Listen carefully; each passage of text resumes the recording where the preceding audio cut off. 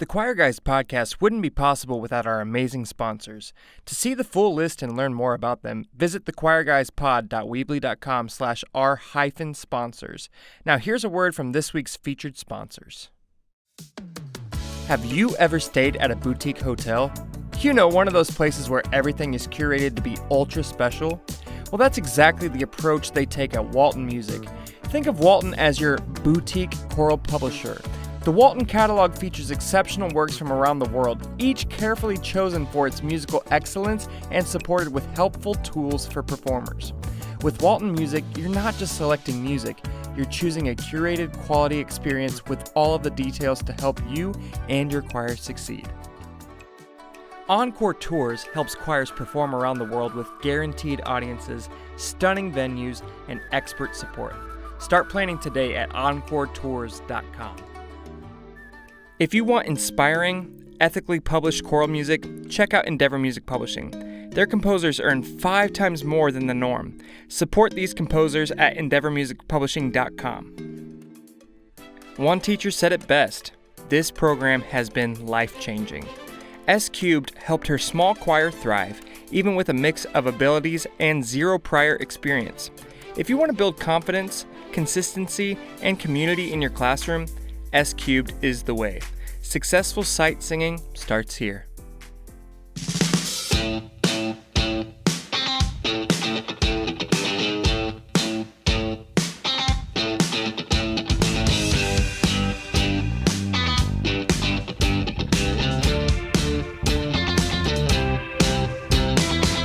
Hello and welcome to this episode of the Choir Guys podcast. My name is Blake Richter. And I'm Danny Gutierrez. We have a great episode in store for you today. Our guest is one of the nicest people you will ever meet. Well, I say that, but when I asked her to be on the podcast, her response was, and I quote, "No, I don't like you guys." I'm glad she changed her mind, Danny. She is ornery. Before she came here today, you said, be quiet because The baby's sleeping. The baby's sleeping. She says, is it okay if I just yell outside your front? I mean, she can. That's a choice. Our guest today is a composer and choral editor whose compositions are published by Walton Music, Morningstar Music, and Santa Barbara Music Publishing.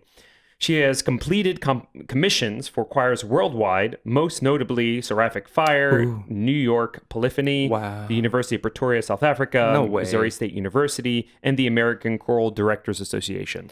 She served as the Missouri Composer Laureate for 2012 and 2013.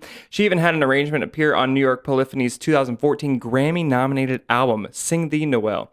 Her work for mezzo-soprano and piano, Little Black Book, was premiered at Carnegie Hall in October of 2019. Her family resides in Springfield, Missouri, just down the road, where her husband, Cameron, is the director of choral studies at Missouri State University. Her son, Elliot, is a huge NBA and NFL fan, which we love, and she works as editor of Walton Music. Please welcome Susan LaBarr! You're here in the studio. I know. I'm so happy to be here. I've heard about the studio, so I'm very excited to see it and just to experience you two. Who's Elliot? just a Who's room. Elliot a fan of in the NBA? NBA Dallas Mavericks. Oh, but because you're a also, Mavericks fan, yeah, right? Dallas I remember Mavericks, that. but actually he would probably say, what's the one? Cavaliers.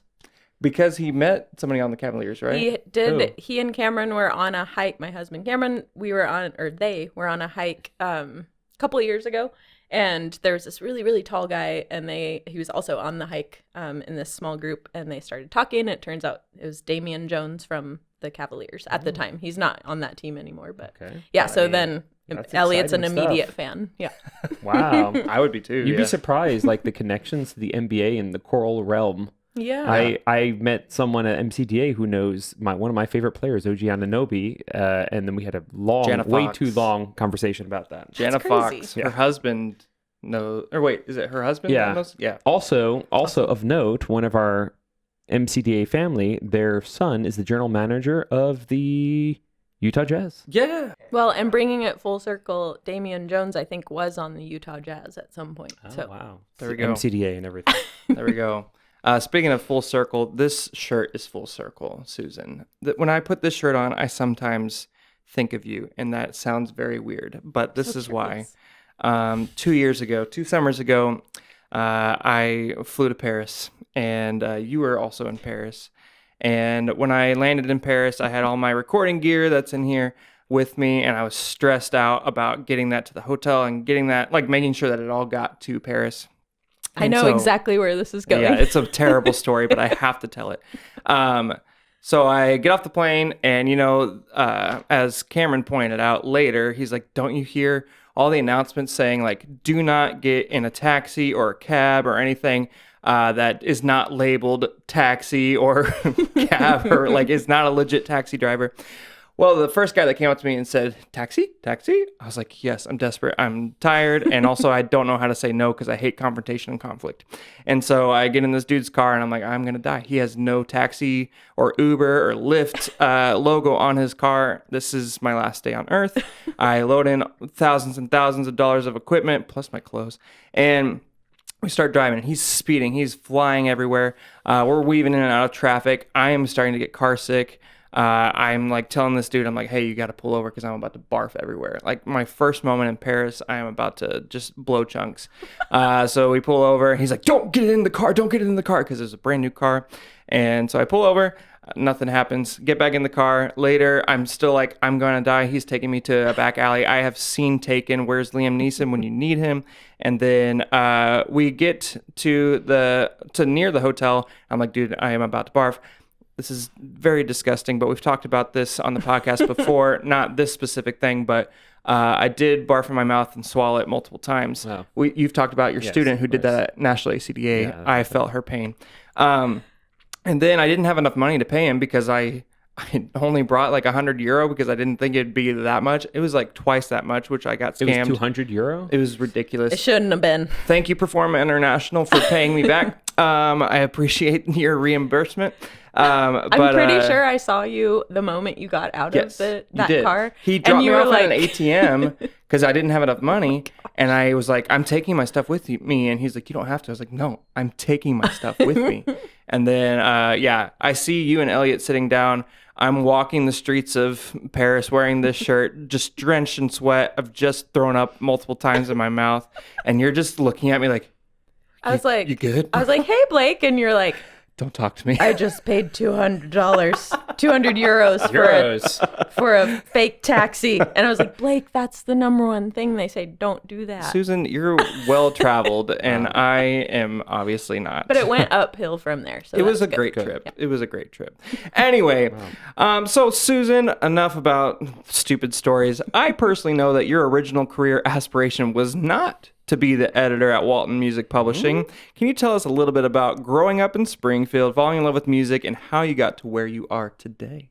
Sure. I started taking piano lessons when I was in 3rd grade. Actually lived in North Carolina at the time. Ooh. We just had a brief stint there as a family before moving back to Missouri. And so started piano lessons really early, and I guess looking back, like I would say I enjoyed that, but I also hated practicing. So, just like any kid.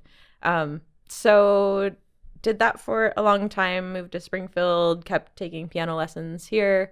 At some point, I want to say it was probably 6th grade, I was in choir at Disney Elementary School because 6th grade was in elementary school then. And that was really my first time singing in a choir outside of like a couple of little church things here or there, and loved it. Did the talent show that year. My friends and I did a dance to Friend Like Me from Aladdin. Absolutely. So that really sparked the love for music. Is there video footage of this? I don't know. I don't know. I would love to see that. Yeah, I would love to see that. Then was in choir at Cherokee Middle School and then Kickapoo High School, and taking piano throughout that whole time. Who's your choir director?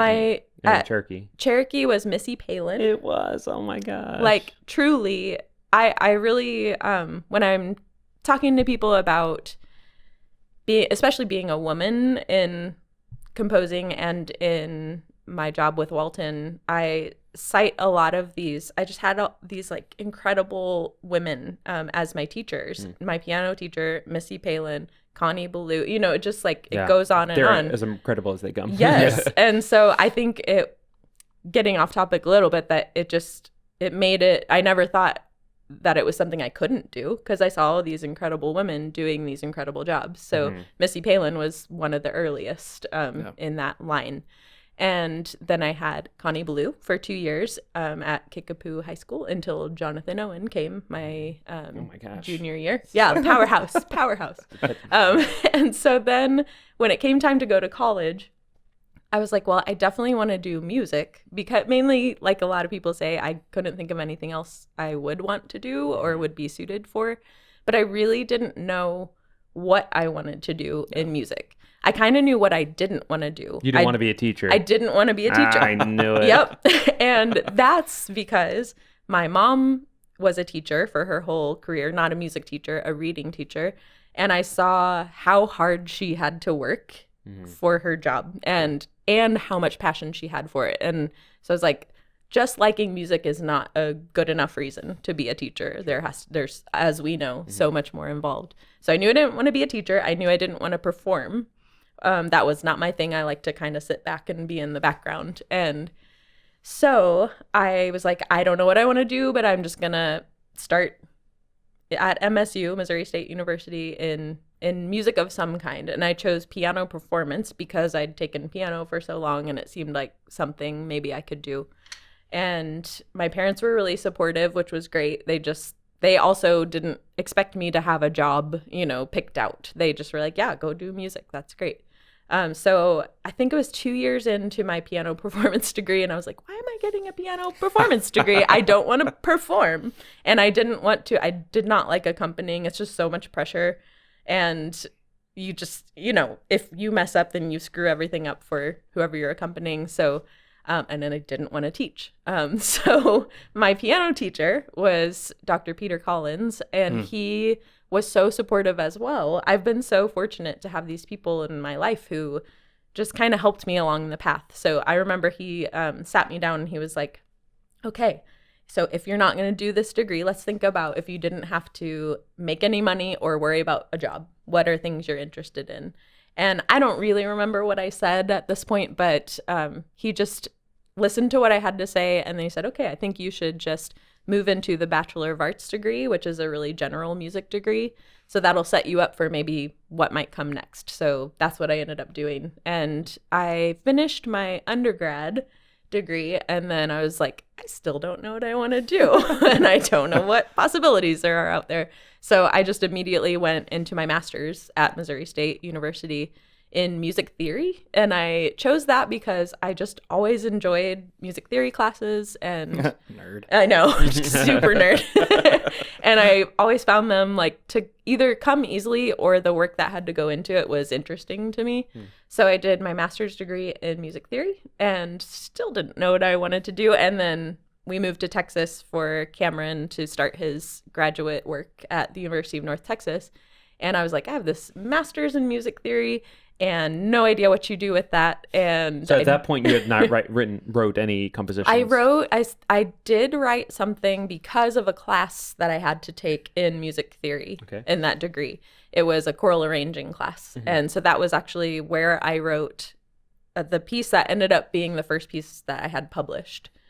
Which was You Cannot Lose My Love, which is a Sarah Groves I sang in that song. Graduation. That's right. You were probably in the choir around that time at Missouri State. Well, no, I sang it for Nixa High School. Oh, nice. Okay. Yeah. Fantastic. So yeah, I started working as a receptionist at a cardiologist's office for a while because we needed an income. And I was there for maybe a little over a year, and then a job came open at a company there in Dallas called Choristers Guild, which turns out is a music publisher. And so I started working there, not even in like anything musical, but I was the office manager and worked with like the copyright and permissions for them. And then I was there when the choral editor position came open, and turns out that's what I'm perfectly suited for and what my degrees led me to, what my experience in choir and piano and everything led me to that. Susan, we have a couple things in common. One, we both got our start arranging for Missouri State's female a cappella group called Acapella, which you were a founding member of. And two, we both met our spouses at Missouri State in the Missouri State University Choral under the direction of Dr. Guy Webb. Can you talk a little bit about how beneficial it is as a composer and editor of Walton to be married to a DCA at a university? I feel like there's so many benefits.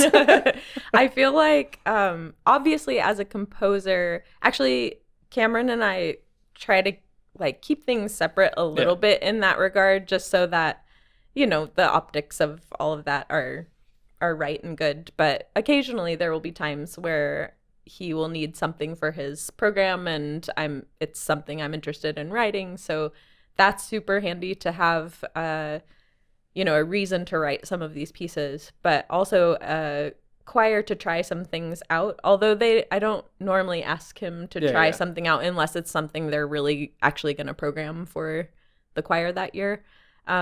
So that's really nice. I really see it come into use much more with Walton related things, because there have been a lot of composers that have come out of that program, and I think that's because probably Cameron sees what I'm doing and what I'm needing, and the voices, the compositional voices that are excelling, and he's able to identify people in the chorale who have those sort of qualities or are interested in composing and can. Faith Zimmer. Yeah, Eric Eastman. I mean, there's even William Dickens back in the day, Tyler Heckman. You know, there are a lot of really great composers. And choral music, as we probably know, in composition degrees at schools, a lot of times choral music isn't the focus. And so sometimes the composition teachers out there are teaching more about instrumental composing.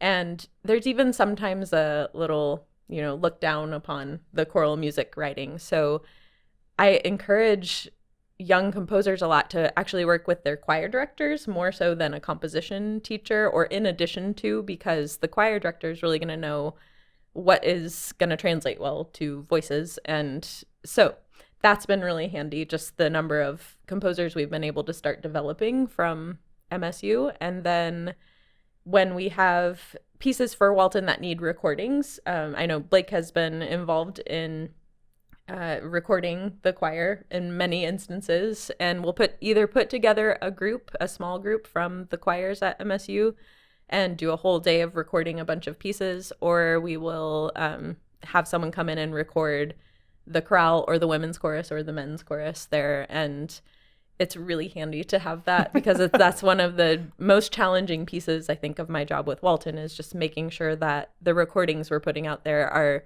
excellent and high quality, and an actual choir, not just that's what I was gonna studio say. voices. You know, I love that you guys have actual choirs. Yeah. I love that too, and it's not to speak down on anyone who has to do the studio thing. That I totally get it. It's more expensive to use a real choir, but I see the investment is really worth the outcome. It is rare that I will ever program a piece in which I cannot hear a decent recording of something. Like it really is. I don't do it. Yeah, and it's just that it's a psychological thing where if you can't hear a real choir doing the piece well, then there's something I think that happens where you're like, well, maybe that piece doesn't work. Maybe my choir can't make it sound good either. Yeah. Mm-hmm. All right. So you have had the opportunity to study with a lot of amazing people. So one of the people that you studied under was Alice Parker. Is that right? Yes. So tell us about that experience, and how did that shape you as a composer and a person? Oh, it shaped everything and changed everything. I want to say it was probably around 2000, what was it, 13? It was before Elliot was born. And I studied 13. I studied at I applied for her composer's workshop that she used to have at her home in Holly, Massachusetts. Best house ever. Yeah, you've been there. Best house. And so she would accept around like 8 composers, or really aspiring composers, arrangers, like anyone who's interested in learning about writing choral music. And you would go to her house for a whole week, and there were various, like in the morning, we would walk up to her studio, which was in her little home, and we would have the morning she would have different topics she would kind of speak about and we'd discuss. And then she would give us little projects to do in the afternoon, and we'd come back together in the evening. We cooked all our meals together. So like some of those people, especially one person I was there with, Joe Gregorio, he's a composer in Pennsylvania. And we're still good friends. Mm-hmm. And so we would cook all our meals together and stay in her little farmhouse together. Not where she lived. She had this whole complex of like little farmhouses and barns. And then she had her house, which was the old town hall that she had added on to. Very cool. And she slept on the top floor. Yes. And so as like a 90-year-old woman, it's like walking up this flight of stairs. And they're not just stairs. It was more like a ladder, honestly, to get up there. So it's steep. Impressive. And so that week, I remember there were moments, she would have us, we brought like a excerpt of a song that we wanted to work with that week. And then she had us go around the circle and we had to sing it to just, not really to her, but just kind of sing it out loud. And I just remember her standing over my shoulder and making me sing that thing until it was right. And I'm not talking notes. It was expression. And it was understanding the deep meaning and understanding how the line flowed and what was important in the line.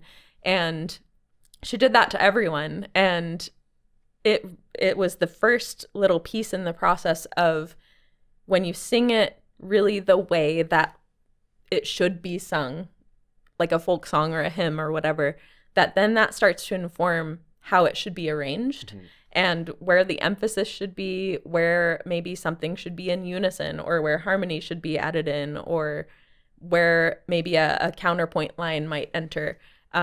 At the time, I was like, oh my gosh, I'm so nervous. This is really over hard to do. And I remember her saying, like, sing it like you're singing it to your baby. And I was like, well, I don't have a baby, but okay. And now I get it. Like when I did have a baby, I was like, oh, this is what she meant. Oh my gosh, it's cool to see that come around. But then she worked with us on a lot of studying melody and crafting melody. So we also brought a excerpt of a text that we wanted to work with. And she had us speak through the text many times, noting the rhythms that we were speaking, noting the emphasis we were using on certain words or certain phrases. And then she had a whole process of then taking that, how you speak a text, and then translating that into music. So we would literally notate exactly how we were speaking the line of text, little eighth notes and 16th notes and everything. And then she would say, okay, now take a look at that on the page and think about where bar lines might go, what a time signature might be, where the time signature needs to change. And only then, after you've done all of that, then start adding notes, adding melody and notes and tone to what these rhythms are. And the whole purpose was to experience in song the text as naturally as it would be spoken, because that means that the person singing it is going to understand every word, and the person listening to it is going to understand every word. And so that really applies to like really melodic, lyrical music, but it also just applies across the board. And to put that thought into how something's spoken naturally, it just really helps the whole process. Like if you hear a choir in a rehearsal and they're stumbling over a passage multiple times, you can almost always find that some word in that passage is not notated naturally. Like maybe the wrong syllable has a longer note attached to it, or something's just not quite right rhythmically. So it really was transformative in how I experience melody and craft melody, and I put melody first in the type of music that I write. And then she also was very instrumental in helping me see that the word counterpoint is not a scary thing. I always thought, I like to tell people that I have this degree in music theory, but I never had to take any counterpoint classes. And I would hear my friends talking about, oh, I have 16th century counterpoint and it's terrible. And I was just like, I'm never taking that. It sounds terrible.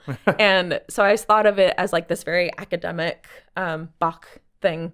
And she just completely changed my thinking on that. She said, no, counterpoint is just an answer to the melody. It's just a conversation between two parts. And she made it so simple that it totally changed how I wrote music, because I would, before that, with my lack of technique, but maybe some instinctual, ability, I would write a lot of things as if I was playing them as chords on the piano. So very homophonic, and not with really concern how each individual line would go, but more just about how the chord sounded.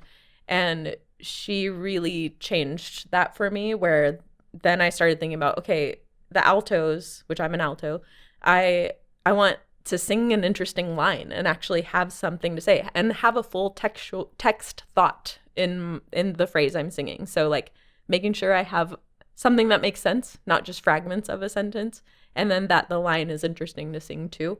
So she was just transformative. Again, I feel like after that experience studying with her, I came home and I was a little lost for a while, because I felt like I have to do it how Alice Parker says to do it. And it took me a little while. And I've seen this in other composers, like Faith Zimmer is an example. She studied with Alice too. And we both had this period of time where it was like, I have to do it how Alice says. But then you have to like infuse what she taught with your own voice. And that's kind of, I think, where I'm settled now. Well, it's funny because like after, I didn't study under her, but I basically studied while, interviewing her for the book that Cameron and John Wyckoff, wrote. I listened to her, and then I listened to, your pieces now that you have, and I've taught, your pieces that you have written since learning from Alice. And I'm like, oh my gosh, this is like totally like everything is an interesting line. I noticed that with John Wyckoff's music as well, because he studied under her, Faith's music as well. So I think that's awesome. I also, when I eat asparagus, I think of Alice Parker, because I hated asparagus. Actually, I don't think I've ever had asparagus because my parents just never made it or anything. Then I went to Alice Parker's house and she made it. And I was like, I love asparagus. Because you're not going to like say, no, Alice, I don't want, So do you this eat it portion. I'm not going to regularly eat now? that asparagus. Now I eat it regularly. I love asparagus. When was the last All time the you had time. asparagus? Literally last week. Really? I That's a good love one. asparagus. You made it for yourself? No, I don't. It's easy. You I'll don't teach cook. you how to Okay. make it. No, if I do cook, it's like ramen or like. Yeah, I do crap have like this that. really fun story from being at Alice Parker's house.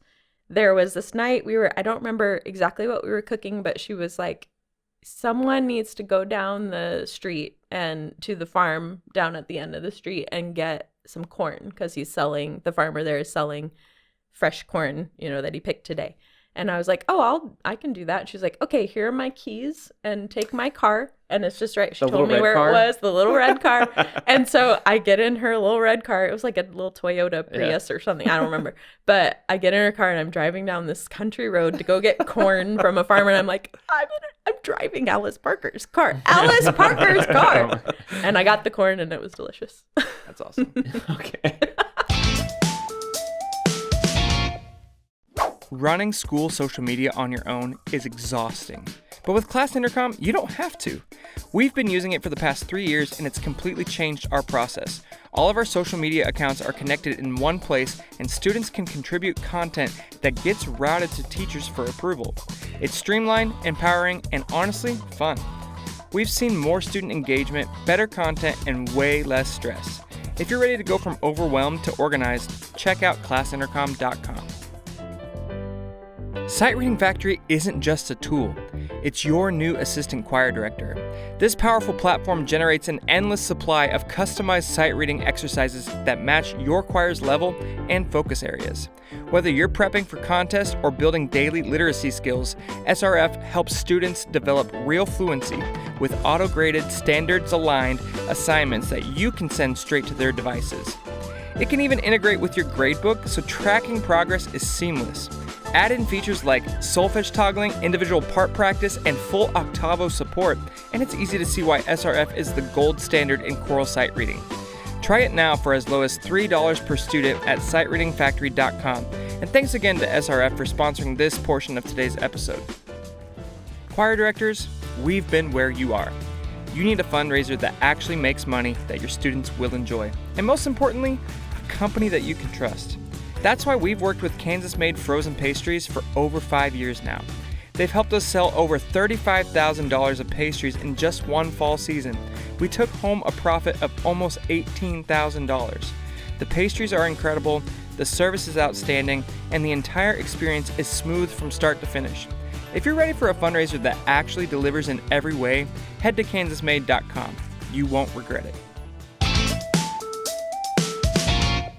So let's talk for a second. You talked about how Alice taught you how to go about, I guess, dictating your diction and how you approach melody. So when you're commissioned to write a piece of music, what is your process from beginning to end?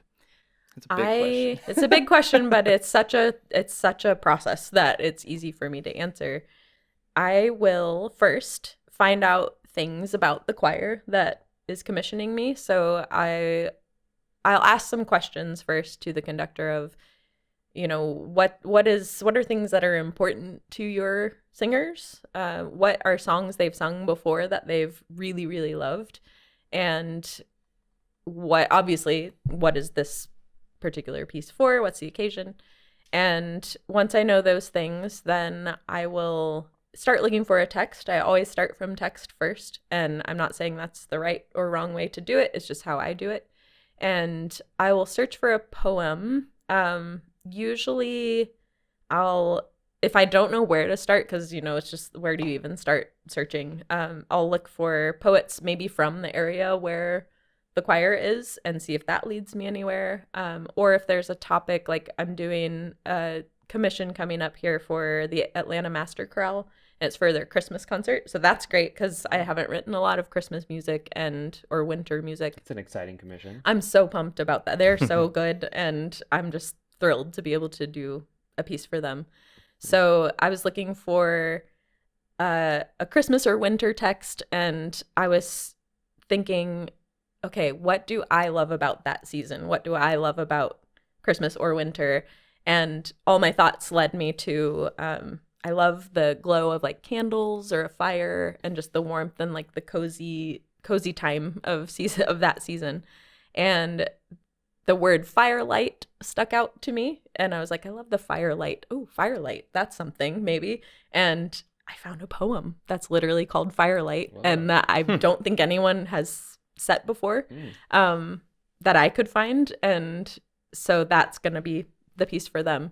And you heard it here. You heard it Firelight, here. Susan And don't LaBarr. release this until I'm done, writing that, so that no one can take the poem. It'll be like from me October. first. Yeah. So. Okay, perfect. That's actually perfect. It'll be done. There we go. So once I find the poem that speaks to me, I'll run that by the conductor and make sure they're good with it. Sometimes searching for a poem results in nothing, and therefore I usually reach out to Tony Silvestri at that point, and or on occasion there are just big projects that I'm like, from the get-go, I just know it needs a Tony Silvestri poem. I feel like he's the guy. Like He Ryan is goes the to guy. him. and- Yes, he is absolutely the guy, and he's the most beautiful person to work with in all the ways. So that's always fun when that works out.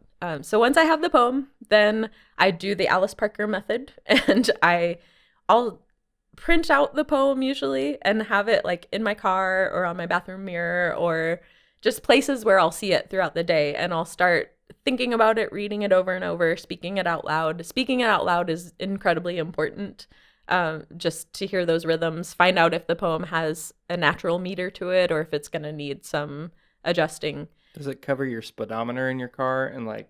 Yeah. You So I can just like floor it and not worry about it. Yeah, I get it. Yeah. And you're Exactly. just reading it as it's right in front of you. Yes, It's like the but most it's beautiful, always- sentimental song, and 150 miles down an hour, miles an hour down the road. I'm in my Jeep. Just Yeah, in flooring the it. Jeep. She has a Grace Jeep. before sleep. Just Yeah. no, don't read things while you're driving. Right. Yeah, It's totally. mostly while I'm parked.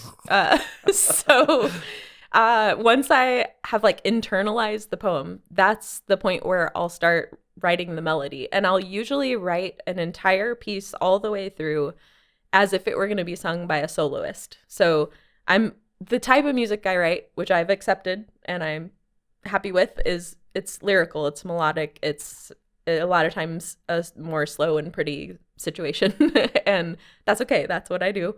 And so I'll craft the melody the whole way through. And I really do use a lot of pop structure for that, or pop, or, you know, popular music structure of like a verse and a refrain, a verse and a refrain, a bridge, those kinds of things. I really love the structure because I love when an audience is able to like leave a concert and have something that sticks with them, a hook, a chorus, you know, something that sticks with them, because our whole purpose as choirs is to use music to relay a message, right? Mm-hmm. And so if the audience can't understand what we're saying or can't go away taking something with them, then why are we doing this? So then once I've written the whole melody, usually I'll write the accompaniment. And all of these things, knowing that these things can be adjusted as needed once I'm really arranging the piece. So I'll write the whole accompaniment if it has accompaniment. If it doesn't have accompaniment, then I'll figure out what I think I want the chord structure, the chord progression to be. My favorite accompaniment is a Susan LaBarr accompaniment. Ah, thanks. It is like, usually I can almost play I it. was going to say, even we can play it sometimes. But that doesn't mean it's like, I mean, like, it's so simple and beautiful, but like, it's so good. Well, that's my that's my like litmus test is like, okay, if I can kind of play it, then most piano players can play it. Like Where the Light Begins, I'm like, the intro. I am a pro. Yes, absolutely. And so I'll write the accompaniment, the amazing accompaniment. And then yeah, for real. And then once that's done, then it's kind of like making a choral arrangement of the song that I wrote. So I'll go in at that point and figure out what all of the other parts are gonna sing, or maybe the sopranos have the melody here, but maybe the altos have it here, and the sopranos move up to a different spot, or maybe the bridge. I think of some ideas for how could a bridge work at some point as like a climactic moment or something like that. So that's my process. So first there's a reason to do it. Then after the reason, there's a text that corresponds with that. And then once that's all settled, it's getting it in your head, metrically being able to feel what it feels like, the pulse of the piece, then write the melody, accompaniment to the melody. So it's a song, and then you make an arrangement of your piece. Yeah. Amazing accompaniment. And what's so great is by the time I get to that last step of arranging the song for a choir, that's like the most fun and the easiest part. So that just, it's like putting a little puzzle together at that point. So I like that because it ends the whole process with something easy and fun. Love it. So if let's say I am a composer and want to send something over to Walton Music, what is the process from the start to the finish of getting a piece published through Walton? Love that. So Shameless plug. At Walton, we accept submissions all throughout the year, anytime. So anyone can send anything anytime, and we take unsolicited submissions. Every single year, I'll have a few pieces by composers I've never heard of, or who are new composers, or we've never worked with before. We look at everything.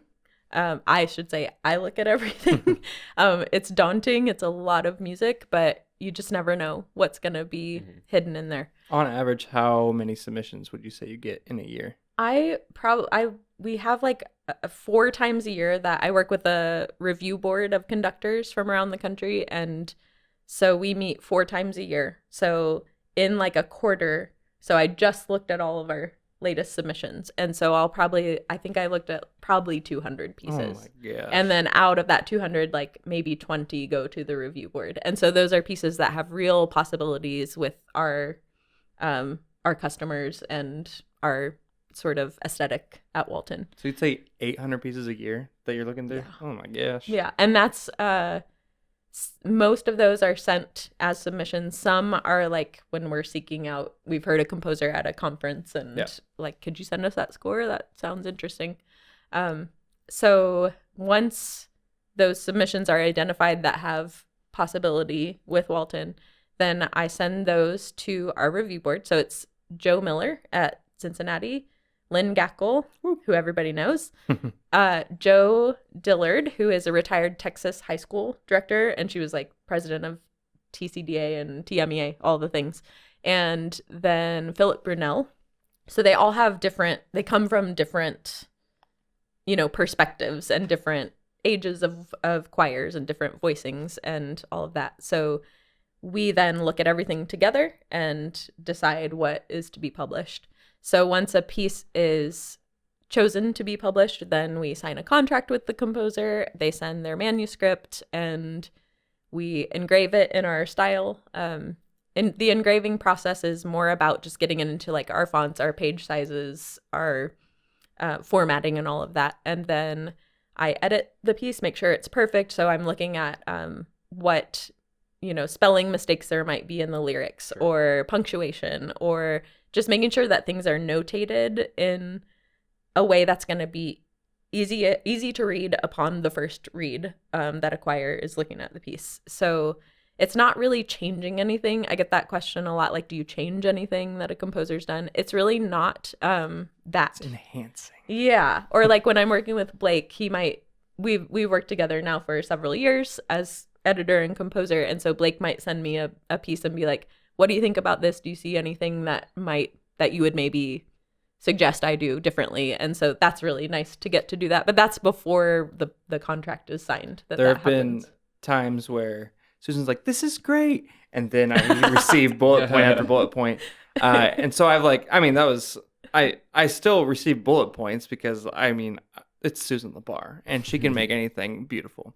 But there was one time, one of my most recent arrangements, Donkey Ride, and I sent it to you, and all you wrote was, it's perfect. I was like, wow. Yes. And then 5 months later, you're like, okay, 3 things. But that speaks to the fact that your growth as a composer and arranger, and just we've worked together, so you kind of know what we're looking for. And I'm sure that makes it great when the composer is open to suggestion and ideas, as opposed to, this is my art, don't change it. Yes. I'm always like, I'm just a little peon. Yeah. Please tell me what to do. So, it's so delicate because it's someone's art, like you said, and art is subjective. So who am I to say that this is what you should do? And a lot of times I'll approach that conversation, which is usually over an email, with a composer saying, we love this. Here's one concern we had. Either it's not a deal breaker, or, or sometimes it's, I think this thing would have to be adjusted for us to be able to publish it, just because we know how this is going to work in the market. And I always justify it with, or not justify it, I always just put the little asterisk of like, this is speaking from a commercial place, a marketplace, a sales place. It's not always like your art is worthy of being what it is, but for us to sell it, this is what might need to happen. So there's some of that. Some composers are more open to it than others, and most are at least willing to be open to considering it. So 200 pieces are submitted, 20 sent to the review committee. What is the common thread between those 20 pieces? What do you look for in an editor? What is the common thread for you? Like, okay, this is the type of piece we want to have for Walton. It's hard to answer that because we all know that there's just something about music that is unexplainable.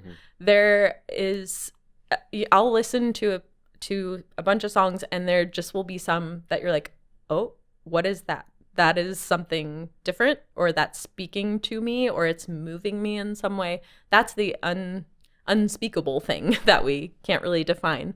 So there's a lot of that. I just looked at some music very recently, the past week, by a composer who is of Indian background, the country of India. And it's some of the most exciting music I've heard in years. And I told him that, and we have not worked with him yet. And he has not published anything yet, and I'm not going to say his name because I don't want anyone to take him from Walton. But it was whisper it. it was so exciting to hear this music. Your choir would kill that music, really? So I'll send it your way if we end up publishing it. Is it like polyrhythmic? Yeah, all that stuff. Yeah, okay, it's so that's cool. always fun. And so, what was the question? What do you look for? What do you look for? Yeah. So then it comes down to, something might sound really interesting, but then I really do have to look part by part and figure out if it's technically sound.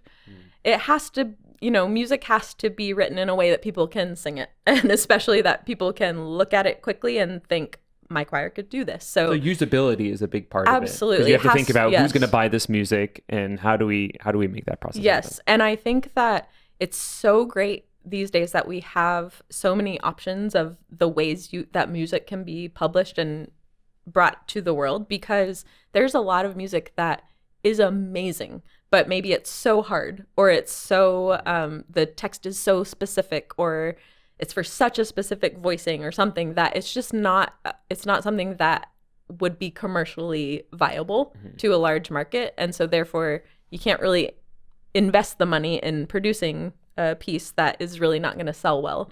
So the fact that composers can self-publish is incredible, because I work with a lot of composers who the pieces that are commercial and that have a large audience, they can give to Walton or to some other publisher, and that publisher can take care of that piece for them, and because they can't handle maybe sending out 10,000 different shipments or PDFs or whatever throughout the year.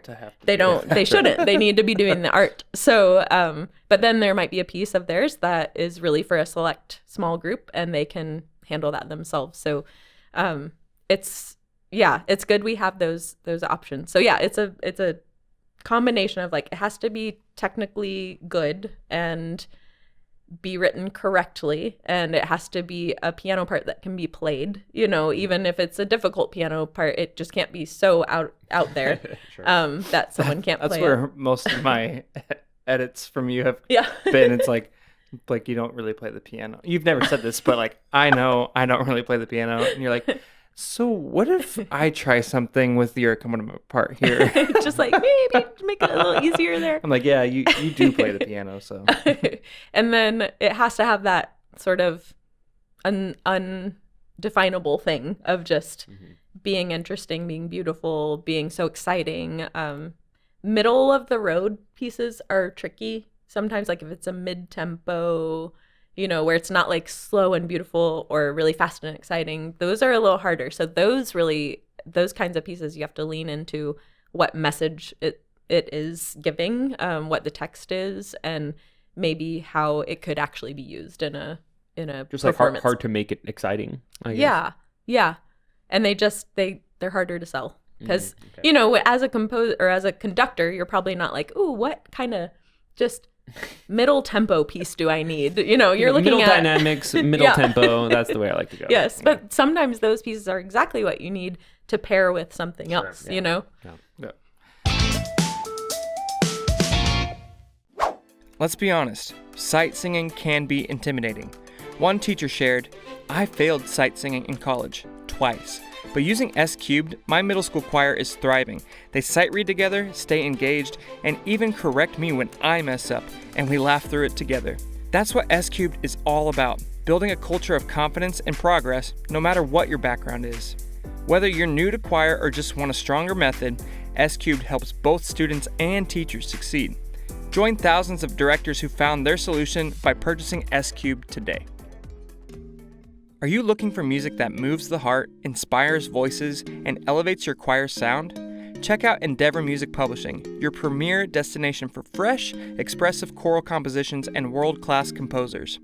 One of those composers is Cedric Hoeseb, a composer all the way from Namibia. A self-taught musician whose love for hymns in the Lutheran Church choir ignited a journey that led him to composing for school choirs. Cedric has become a powerful voice in the choral world since. At Endeavor Music Publishing, they champion voices like Cedric's by publishing works that are rooted in tradition, enriched by culture, and designed to uplift.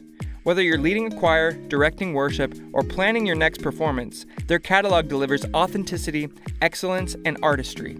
Experience the distinct sound of Endeavor. Discover Cedric Hoeseb's works today at EndeavorMusicPublishing.com. Are you a Choir Guys listener thinking about an international tour? Encore Tours is your partner from the first call to final ovation. They help choirs of every kind, like students, church groups, and community ensembles plan custom trips that include amazing venues, guaranteed audiences, and all the logistics support you need. Find out what's possible and get started today at EncoreTours.com/choir-guys. Susan, you used to be on social media. You used to, send things out and kind of publicize your stuff, but now you don't do that as much. First of all, you've inspired me to delete Facebook and Instagram and all that stuff off my phone. I still have it, for Choir Guys stuff and for, other stuff.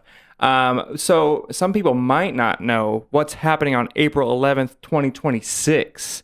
What are you doing on April 11th in 2026? Well, before I tell you that. Oh, yeah. Tell me why. Talk about the social media stuff. I'm very passionate about that for myself.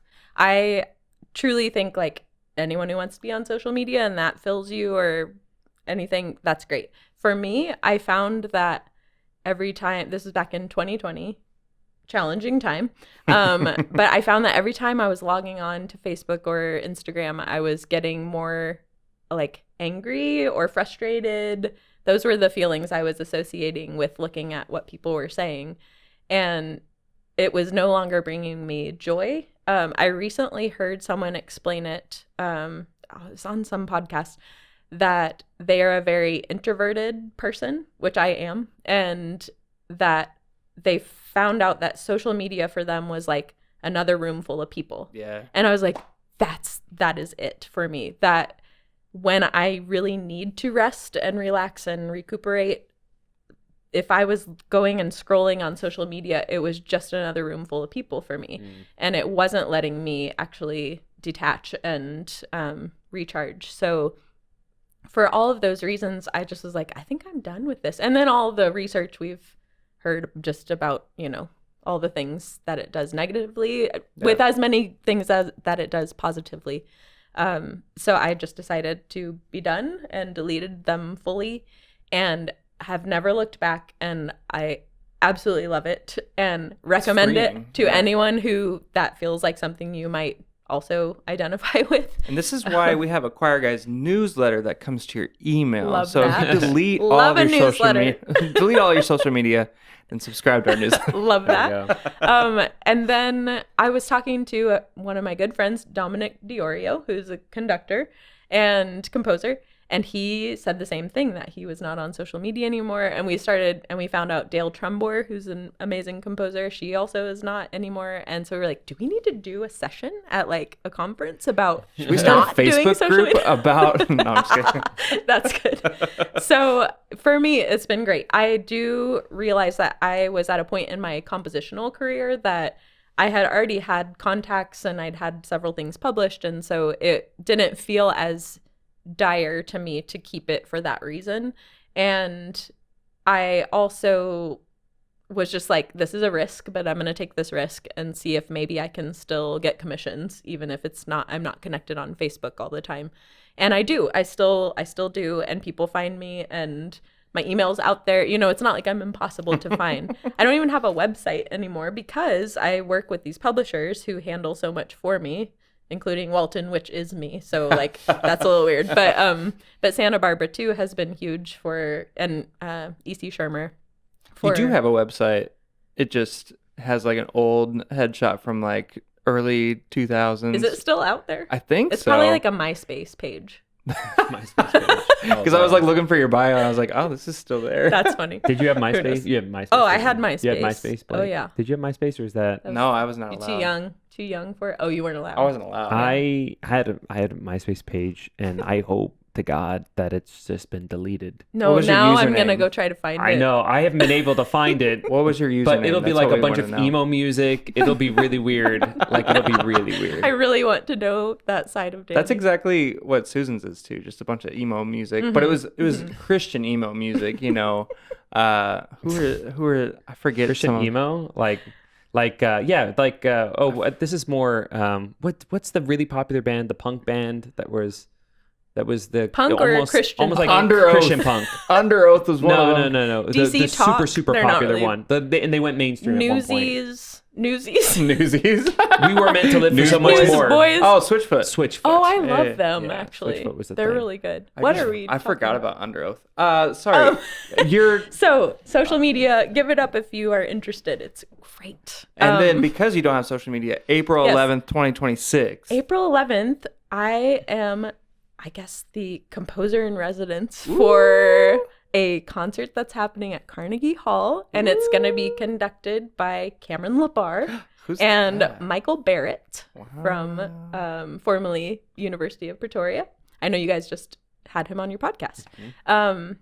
So that's going to be really fun. It's going to feature some of Michael's music and some of my music, and then a couple of other pieces to kind of supplement, because those are that's not enough. Like, that's not enough variety if you're just doing Michael's music and my music. And then it's through national concerts, and people can sign up to come, bring their choir. I was It's gonna going to say be signups amazing. are still I think they're still open, to Okay. my knowledge. It's probably we're getting in full. August, so Yeah. this is coming out in October. Yes. So By then, it might be full. But Yeah. if you're in New York, come check Yeah. out the concert.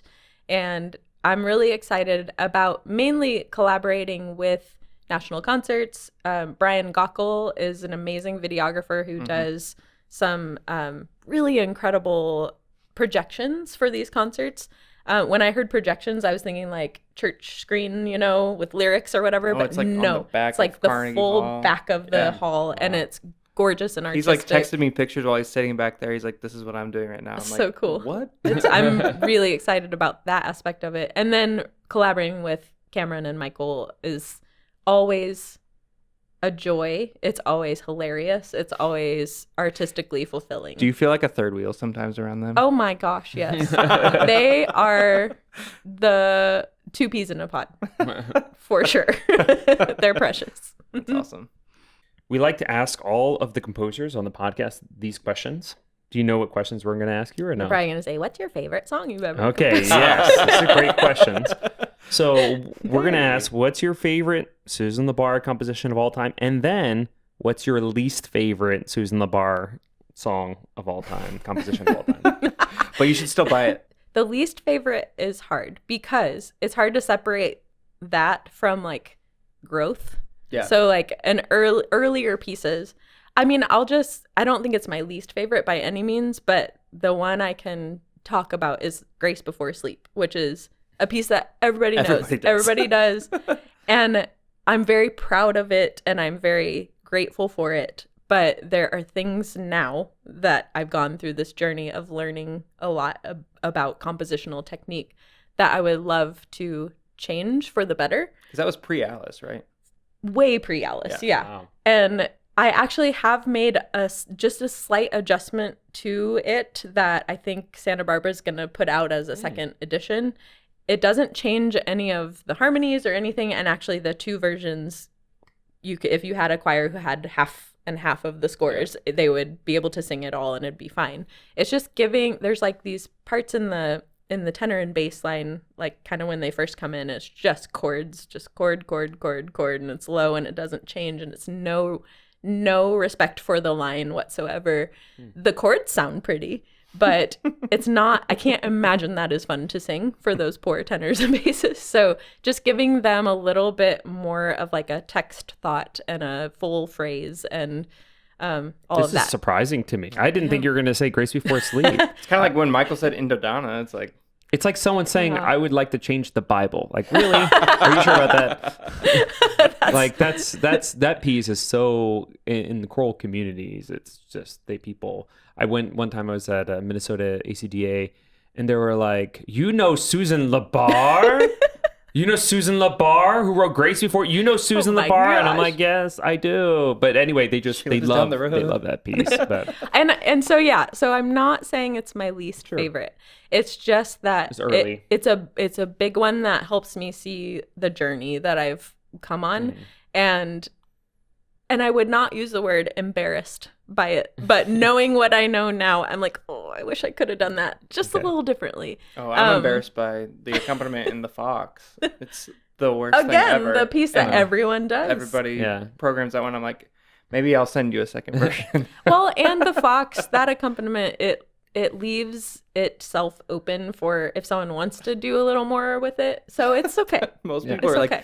I will do it as written. Yes. I'm like, please don't. Actually, please make up something completely different. So yeah, I want to put it out there that Grace Before Sleep is not my least favorite song, but it's just one where I really see where I've come from, I guess I would say. My favorite piece is pretty much usually the one I've just written. Okay. I'll mention two. So one that I really love how it turned out is called The River, and it's for tenor bass choir. Ooh, yeah. And it's kind of I had this melody in my head I had this text forever from a text writer that I met many years ago. And so for like 10 years, I had this text and I had a melody in my head of what this song could be, but I knew it was going to have to be for tenor bass choir. And I had an opportunity to have a commission for the Glee Club at the University of Miami, Ohio. And they have an amazing tenor bass choir there. Yeah. And I was like, this is the time. After 10 years, this is the time to do it. And the melody that was in my head was very like bluegrass influenced. And so I was like, I'm just going to go for it with the bluegrass thing. And so it's piano and like cajon, but then you can also add in any kind of bluegrass instruments you want. You could do a whole band, which I've seen it done that way. It's awesome. Or you could just do like violin or guitar or mandolin or whatever. So, And shout out to, if you want to listen to it, shout out to Matt Lay and Darcy That's Stevens, right. who filmed it, and Cameron directed it at Missouri State. So go to Missouri State's YouTube channel. yes. And the only time my son has voluntarily been Played a involved drum. in music was he played djembe on it, which was Hey. great. Yeah. Wow. It's real cute. So I love that piece and very proud of it. It was like the first time I wrote for tenor bass choir, and I've done a few things since then and want to do more because it's just, I think I can give tenor bass choir something that maybe doesn't exist for them yet in lyrical music and meaningful messages and all of that. So that's been fun. But I think my favorite piece right now, and maybe will be for a long time, is a piece I just wrote for the Missouri State University Choral and the University of Pretoria Tux Cardinal and the Camerata Roller. for their, So the Cardinal and the Roller, and it's for their recording project that they did. So I got to hear them perform it together when the Tux Camerata was here in the States. And it's a story about these two birds, the cardinal, which we have here, and the roller, which is a very common bird in South Africa, but like the most beautiful bird you've ever seen. So it's really about these birds, but it's really about people. Cameron and Michael. Okay, Yes, sorry. yes. Cameron and Michael. Yeah. It's really about Cameron and Michael. Exactly. It's all about them. But it is about the people. It's about how there's something that's so ordinary that we each see, but that when the other person from their different perspective sees it, it's extraordinary. And it's about how these two birds can come together and make something beautiful together. So that piece was very meaningful. And then I got to hear them sing it in South Africa. I got to hear the two choirs sing it together in they South just did Africa that? just a couple weeks ago. Nice. And so that blew my mind, just that I was sitting there in the Museum where the Tux Camerata performs all the time and hearing them all sing this song together. And I love that one. It will be performed at Carnegie Hall. The that's text, what I was going to ask. Yeah. Yes, performed at Carnegie, and the text is by Tony Silvestri. And just like all around the most amazing collaboration with all of these incredible people, and really means a lot to me. Love it. Well, Susan, this has been just a joy to be able to sit and talk with you. I mean, if you don't know Susan, she is just the most lovely person, as you can tell. And she is a hoot and a half. And if you ever need anything, she is always willing to help no matter what. She literally came and worked with my 6th grade choir one time. She said, remember that. She said, you can just give me a Starbucks gift card. So Susan LaBarr worked with my 6th grade choir for a Starbucks gift card, which was amazing. So That's all I charge for a commission now. Yeah. You heard it here. You can just get a Starbucks gift card. Well, awesome. Well, that wraps up this week's episode of the Choir Guys podcast. Don't forget to subscribe on YouTube to the Choir Guys channel so you can know when new episodes are coming out. Listen and subscribe wherever you get your podcasts. We could not be more thankful for our incredible sponsors. Please make sure to visit their websites and check them out in the description box below. If you are interested in partnering with the Choir Guys, please email us at thechoirguyspod@gmail.com. Special shout out to our wonderful sponsor, GIA Music and Walton Music. Thank you, Susan and GIA and Alec, for just sponsoring this podcast. We appreciate you guys. You can follow the show on all social media at The Choir Guys Pod to catch bonus content throughout the week. Feel free to message us through these platforms if you are wanting to hear us talk about something specific on the show. And thanks again to our delightful guest, Susan LaBarr. Thank you. For joining us on the podcast today. Make sure to follow her on her inactive social media accounts. As in, good luck. Follow me on my email. There it is. And tune in next time for another exciting episode. Thank you so much for watching. We will see you next time. Bye. Now you get to say bye. Bye. Wow, that was incredible.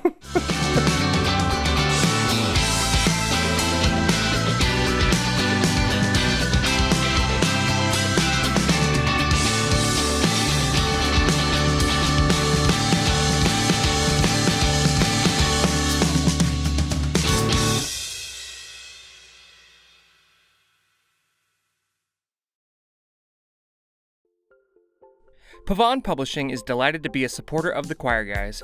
The choral arts and singing are what they are all about. The goal of the company is to provide practical resource materials and creative performance selections for both church and school choirs of all ages. Please visit their website, pavanepublishing.com, to explore their various offerings today. If your choir needs a new fundraising partner, this is it. Kansas Maid is easy to work with, and our students love selling their pastries. They are absolutely delicious. Check them out today at kansasmaid.com. Sight Reading Factory now features auto assessment and gradebook integration. Save time, track progress, and help your singers grow, all in one place. Check out sightreadingfactory.com today. With Class Intercom, your students become the content creators, and you stay in control. It's social media that teaches real skills, and it saves you time. Learn more today at classintercom.com.